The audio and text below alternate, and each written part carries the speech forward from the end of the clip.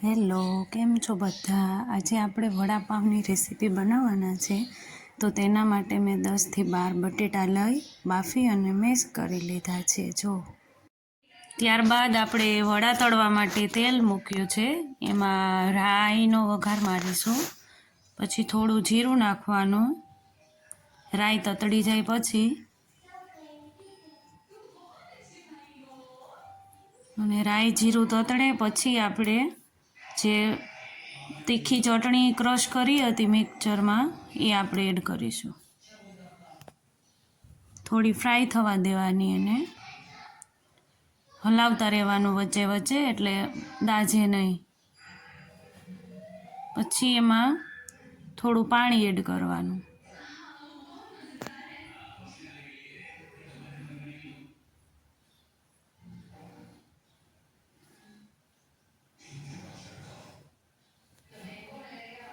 વચ્ચે વચ્ચે હલાવતું રહેવાનું.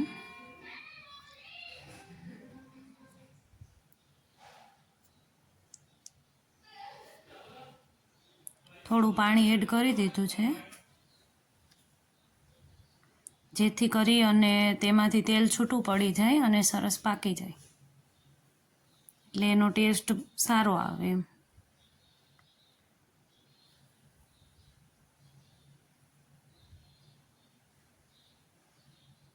ત્યારબાદ તેમાં થોડી હળદર, હિંગ, નમક સ્વાદ પ્રમાણે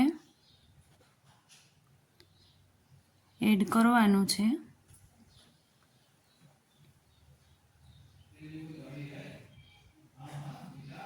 મિક્સ કરી દેવાનું.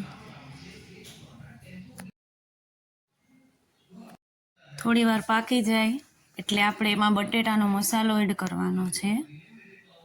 વચ્ચે વચ્ચે હલાવતા રહેવાનું જેથી કરીને દાઝે નહીં. અને થોડું લીંબુનો રસ એડ કરવાનો એટલે સ્વાદ સારો આવે. હવે એમાં આપણે બટેટા એડ કરેલા છે, મેશ કરેલા બટેટા, અને મિક્સ કરી દેવાનો મસાલો વ્યવસ્થિત. આપણો મસાલો બનીને રેડી થઈ ગયો છે. હવે આપણે એના વડા બનાવવાના છે.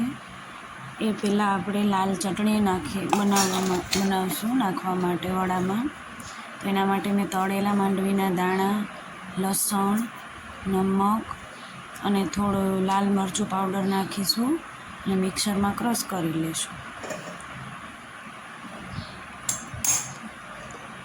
તમે શેકેલા દાણા પણ લઈ શકો. ક્રશ કરીને આવી રીતે મેં બનાવી લીધું છે જે આપણે વડામાં ટેસ્ટ સારો આવે. હવે આપણે લીલી ચટણી કરશું. એમાં ધાણા વધારે નાખવાના અને એને પણ પીસીને આવી રીતે મિક્સરમાં ગ્રાઇન્ડ કરી લેવાનું. હવે આપણે વડા બધા બની ગયા છે. હવે એને તેલ મૂકી અને તળી લેશું.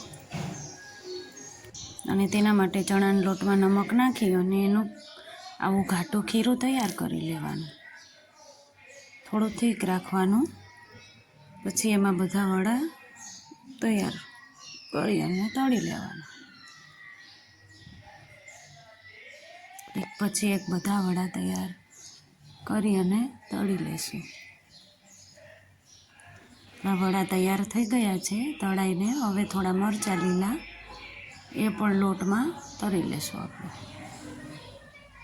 વડાપાઉં હારે આનો ટેસ્ટ કંઈક.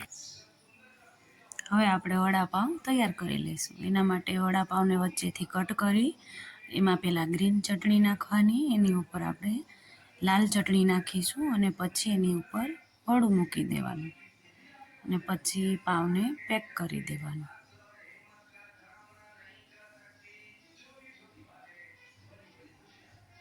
આપણા વડાપાઉં થઈ ગયા રેડી. હવે આ વડાપાઉં આપણે ચટણી સાથે સર્વ કરી શકીએ અને એની સાથે લીલા મરચાં. મસ્ત બની ગયા આપણા વડાપાઉં તૈયાર છે. તો હાલો બધા જમવા.